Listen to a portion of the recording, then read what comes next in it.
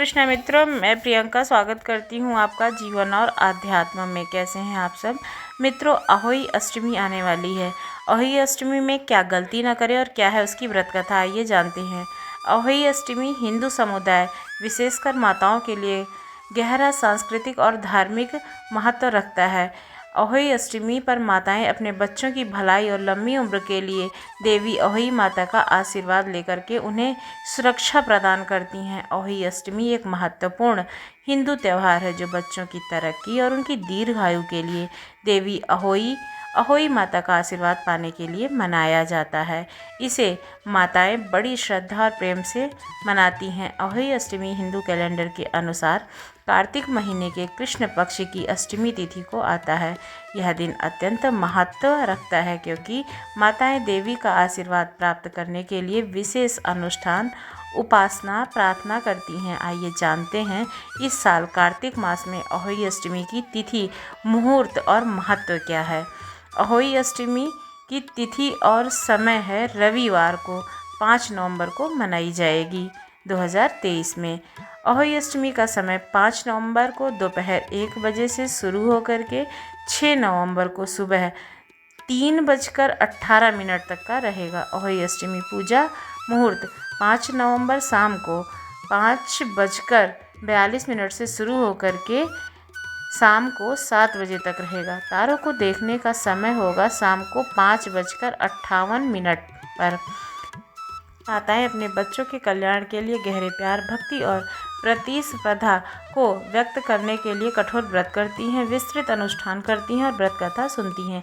अहोई अष्टमी परिवार और समुदाय को एक साथ लाती है क्योंकि ये उत्सव में शामिल होते हैं। माताएं अपने अनुभव साझा करती हैं, आशीर्वाद का आदान प्रदान करती हैं और एक दूसरे का समर्थन करती हैं।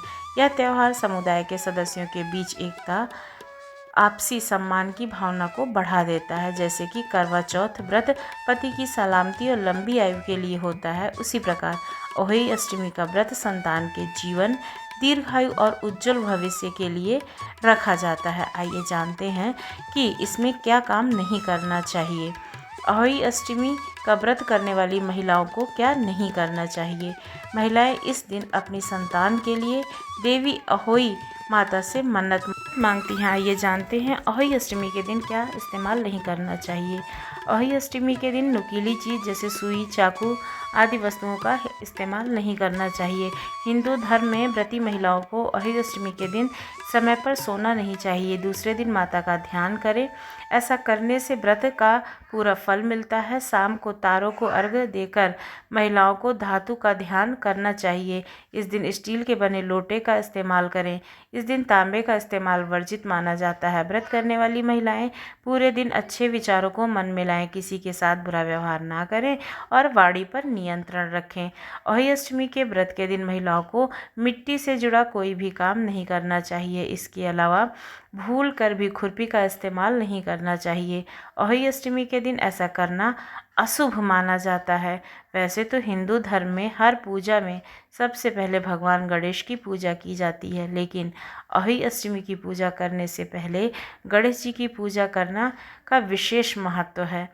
अहोई अष्टमी पर अर्घ्य के लिए कांसे के लोटे का इस्तेमाल नहीं करना चाहिए। इसके अलावा महिलाएं गहरे नीले व काले रंग के कपड़े नहीं पहने। अष्टमी की पूजा में सारी सामग्री होनी चाहिए। इसके अलावा फल, फूल और मिठाई ताज़ा होना चाहिए। अहोई अष्टमी के व्रत के दिन खाना बनाने में प्याज, लहसुन और तेल आदि का इस्तेमाल नहीं करना चाहिए। आपने गौर किया होगा कि किसी भी प्रसाद में लहसुन और प्याज नहीं डाला जाता है। कहा जाता है कि लहसुन की उत्पत्ति राक्षस से हुई थी, इसलिए पूजा पाठ के किसी भी काम के लिए इसका इस्तेमाल नहीं किया जाता है। गलती से भी घर में किसी भी बड़े बुजुर्ग का अनादर नहीं करना चाहिए।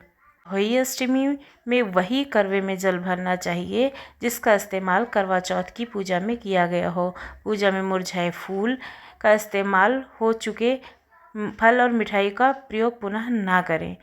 अहोई अष्टमी के व्रत में खान पान का विशेष महत्व माना जाता है। इस दिन महिलाएं निर्जला उपवास करती हैं। घर के अन्य सदस्यों के लिए प्याज, लहसुन वाला खाना ना बनाएं हो सके तो सात्विक भोजन करें। अहोई देवी का व्रत रखने से एक दिन पूर्व तामसिक भोजन जैसे कि मांस, मदिरा, प्याज, लहसुन आदि का सेवन कतई ना करें। माना जाता है कि तामसिक भोजन में मन में निगेटिविटी आती है। ऐसे में व्रत से पहले हमेशा सात्विक यानी कि सादा भोजन ही करना चाहिए। हमारे वेद शास्त्रों में इस बात का उल्लेख किया गया है कि सात्विक भोजन से मन, वचन और क्रम में शुद्धता आती है। इस संबंध में कहा जाता है कि जैसा खाए अन्न वैसा होवे मन। इसका मतलब ये है कि जैसा आप भोजन करोगे वैसे ही विचार आपके दिमाग में पैदा होंगे। बच्चों का ख्याल रखना चाहिए। इस दिन बच्चों को बिल्कुल भी डांटना नहीं चाहिए।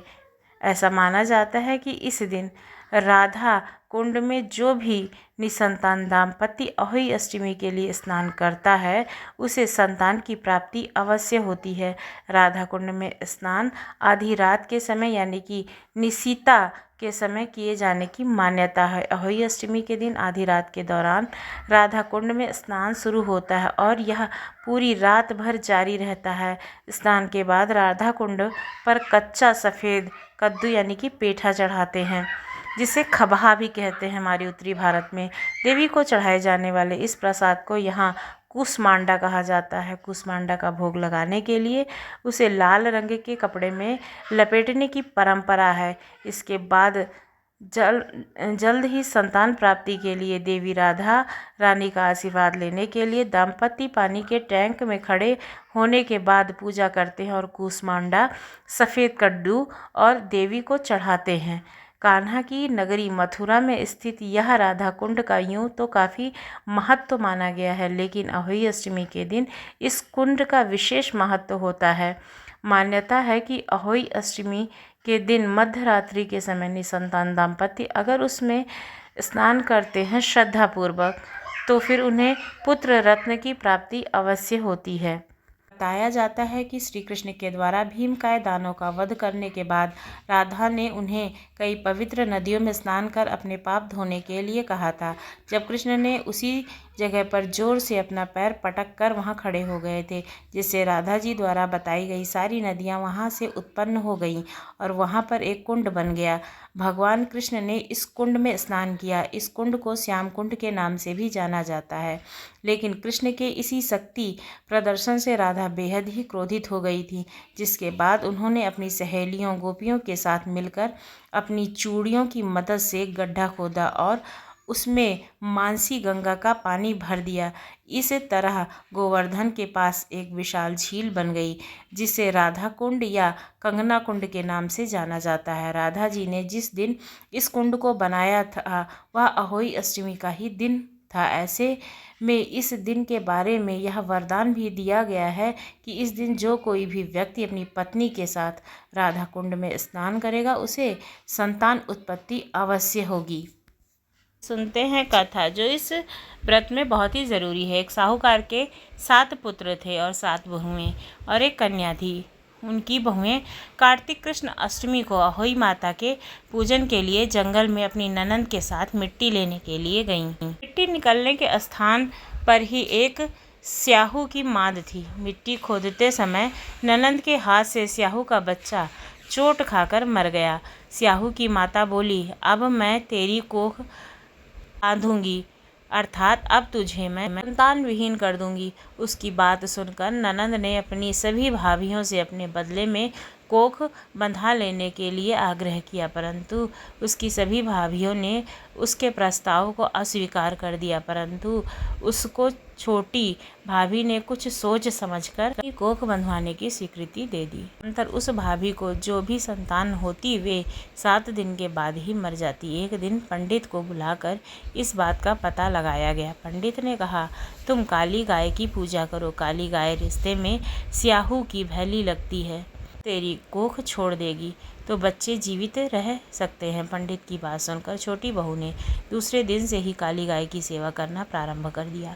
वह प्रतिदिन सुबह सवेरे उठकर गाय का गोबर आदि साफ कर देती। गाय ने अपने मन में सोचा कि ये कौन कर रहा है, इतना पता लगाऊंगी। दूसरे दिन गाय माता तड़के उठकर क्या देखती है कि उस स्थान पर साहूकार की एक बहू झाड़ू बहारू करके सफाई कर रही है। माता ने उस बहू से पूछा कि तू किस लिए मेरी इतनी सेवा कर रही है और वह उससे क्या चाहती है। जो कुछ तेरी इच्छा हो वह मुझसे मांग ले। साहूकार की बहू ने कहा, स्याहू माता ने मेरी कोख बांध दी है जिससे मेरे बच्चे नहीं बचते हैं। यदि आप मेरी कोख खुला दे तो मैं आपका बहुत उपकार मानूंगी। गाय माता ने उसकी बात मान ली और उससे साथ लेकर 7 समुद्र पार साहू माता के पास ले चली। रास्ते में कड़ी धूप से व्याकुल होकर दोनों एक पेड़ की छाया में बैठ गईं। पेड़ के नीचे वह दोनों बैठी थीं। उस पेड़ पर गरुड़ पक्षी का एक बच्चा रहता था। थोड़ी देर में ही एक सांप आकर उस बच्चे को मारने लगा।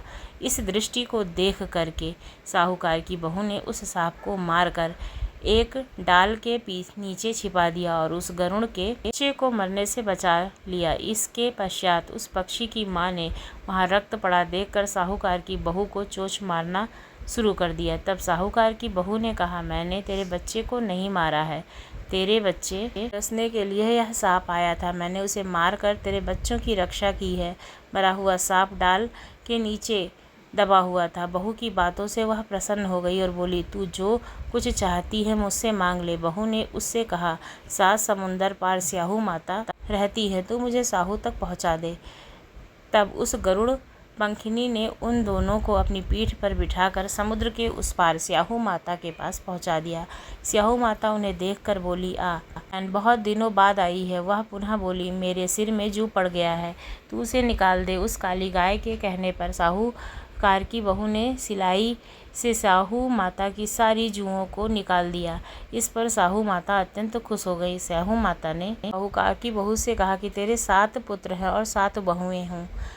सुनकर साहूकार की बहू ने कहा, तुझे तो एक ही बेटा नहीं है, 7 कहाँ से होंगे। साहू माता ने पूछा, इसका कारण क्या है। उसने कहा, यदि आप वचन दें तो इसका कारण बता सकती हूँ। साहू माता ने वचन दे दिया। वचनबद्ध करा लेने के बाद साहूकार की बहू ने कहा, मेरी कोख तुम्हारे पास बंद पड़ी है, उसे खोल दे। साहू माता ने कहा, मैं तेरे बातों में आकर धोखा खा गई, अब मुझे तेरी खोलनी पड़ेगी। इतना कहने के साथ ही साहू माता ने कहा, अब तू घर जा, तेरे 7 पुत्र और 7 बहुएं होंगी। घर जाने पर तू अहोई माता का उद्यापन करना, 7 अहोई बनाकर 7 कड़ाही देना।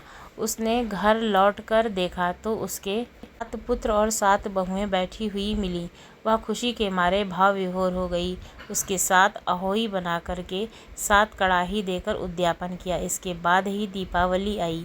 उसकी जेठानियाँ पर कहने लगीं, सब लोग पूजा का कार्य शीघ्र पूरा कर लो, कहीं ऐसा ना हो कि छोटी बहू अपने बच्चों का स्मरण कर रोना धोना न शुरू कर दे, नहीं तो रंग में भंग हो जाएगा। जानकारी करने के लिए उन्होंने अपने बच्चों को छोटी बहू के घर भेजा कि छोटी बहू रुदन नहीं कर रही थी।